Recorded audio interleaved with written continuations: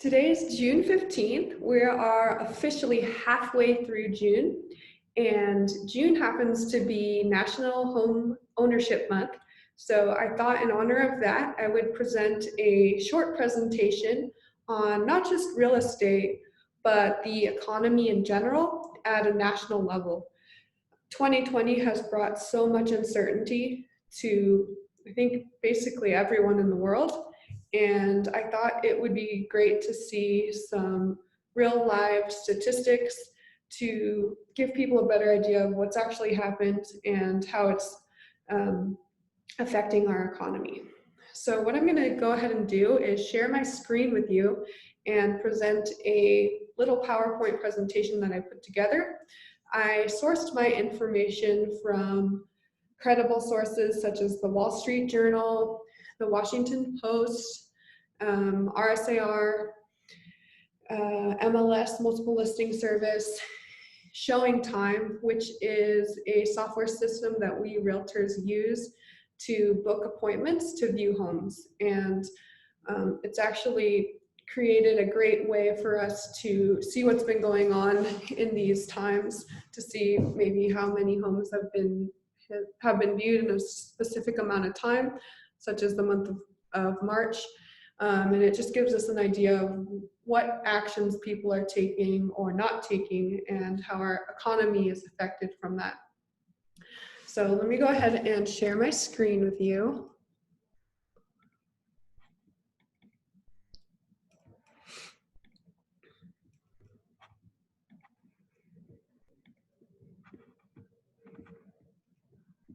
Okay.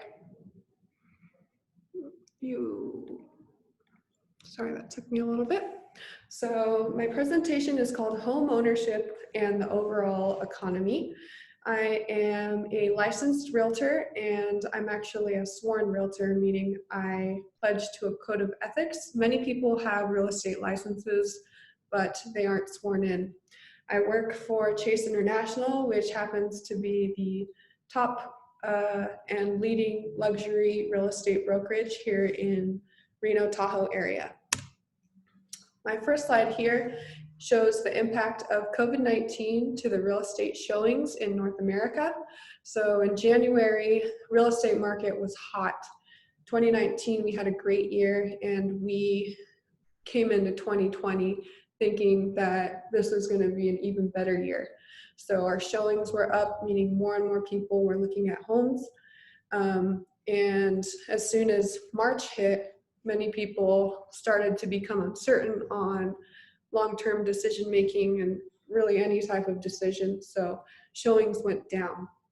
Starting in April, mid-April, when our economy slowly started to open with stage one, we did see a dramatic increase in showings. So people started to think maybe real estate is a good long-term investment for me when stock market's down, other things like gold and other investments that may seem stable weren't doing as well. So real estate has been the leading form of investment. We've been leading the way, and that's why showings have started to increase. We've also seen an increase in purchase applications. Purchase applications meaning for financing or for mortgages. Most people that buy real estate need some type of financing. So we have seen a surge of increases starting in April. People are looking at homes and wanting to buy. So that's some really good news for us there. Another thing we've seen a huge increase of are refinances, and that was even up in March. People wanted to take advantage of the historically low interest rates and make sure that they were locked into that great rate. So mortgage rates are still at near historic lows, but as the economy starts to do better, we're also going to see the interest rates come up, because interest rates are incentivized by how good the economy is doing. So the economy does better, interest rates also come up. When the economy doesn't do bad, interest rates go down to try to incentivize more buyers to invest, if that makes sense. Next slide here is newly pending sales and new listings taken. So these are two great percentages here. We are up 24.5 month over month in newly pending sales.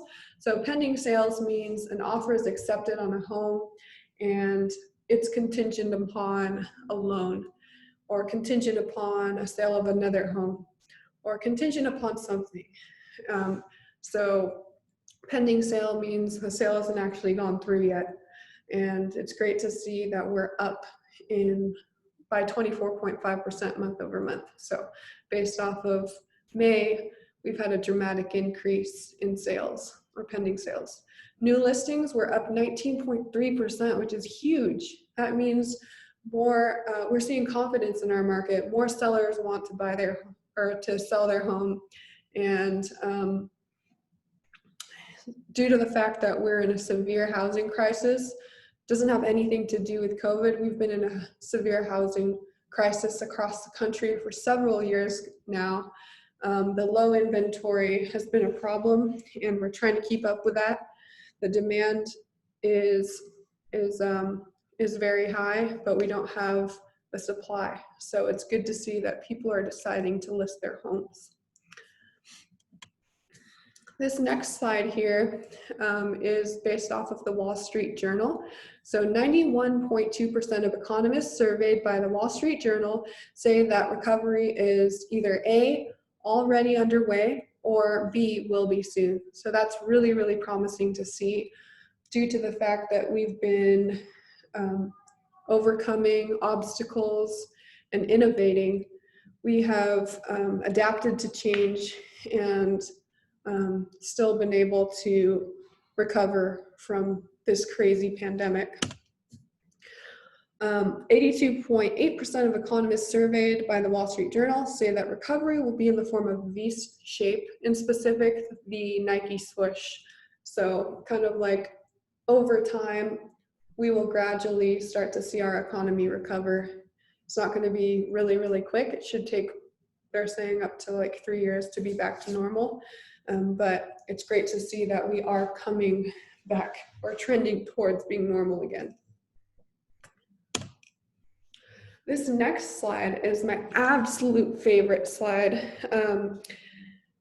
The reason why I'm excited to share this slide is because it shows the impact of how just one home sale, one purchase of a home, will bring $88,416 to our economy. And this is at a nationwide level. It could be higher based off of the state, but when somebody buys a home, they are also buying other things like appliances, furniture, other expenditures that are related to a home sale purchase. And it also brings commissions to real estate businesses and loan agencies and things like that. So it kind of gets our economy up and running again. And that's just a significant amount of money coming from just one purchase. So that's another reason to think about investing in real estate long-term, is because it's really going to help our economy recover. So yeah, I just love this slide so much. This next slide is a map which goes into more detail on that economic recovery based off of the state. So I'm going to talk about Nevada because I live in Nevada. Looks like our average of one home sale price will bring an average of $98,000 to our economy. I also didn't mention that when someone moves into a new home, then they start to visit restaurants, they start to visit stores near their home, and that's just circulating more money into our economy. So it's really, really great to see that. Nevada has suffered probably more so than any other state in the country because we're a tourism state. We have Vegas and we have Tahoe, we have Reno, and these areas are high in tourism. A lot of our population jobs come from casinos, hospitality, restaurants, and things like that. And it's really sad to see people have lost their jobs. So I'm happy to see that just one home sale can bring more money into economy to try to help people and our unemployment issue. So at a national level, based off the Wall Street Journal, we are at 13.3% of unemployment, which is high, but the gains our economy has had, we've brought 2.5 million jobs to our economy from this COVID pandemic time. So although we are suffering in many ways, and our economy is suffering in many ways, we've also become so innovative and brought in a lot of good to our economy. That's 2.5 million jobs in such a short amount of time. And these jobs are in numerous industries such as food and service, construction, education and health services, retail, manufacturing, and professional services. And it's really, really great to see that we can, overcome obstacles and create innovative ideas in several different industries. And this May gain in jobs was by far the biggest 1 month job surge in US history since the Great Depression. So this is huge. We've really come such a long way in such a short amount of time. So I'm really proud of that. This next slide is actually tailored toward the Reno real estate market. I just wanted to touch again on our low inventory. As I said, nationwide, we've been suffering from a housing crisis. Here in Reno, we're at 1.4 months supply of inventory. So this number indicates how quickly houses are selling and what type of market we're in. So we're currently in a seller's market, meaning that we don't have enough supply for the demand on people wanting to buy homes. And supply and demand talks numbers.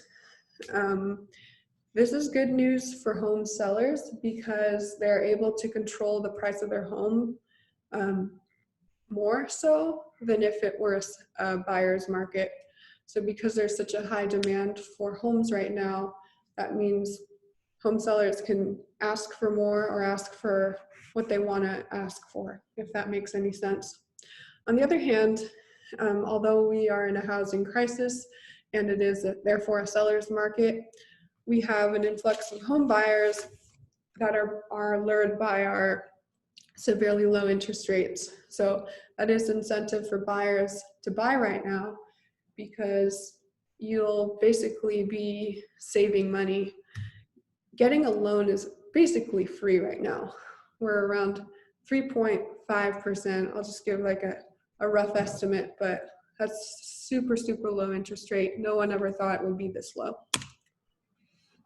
My last slide here is non-financial. It's on the benefits of home ownership. 93% of people said owning a home made them happier.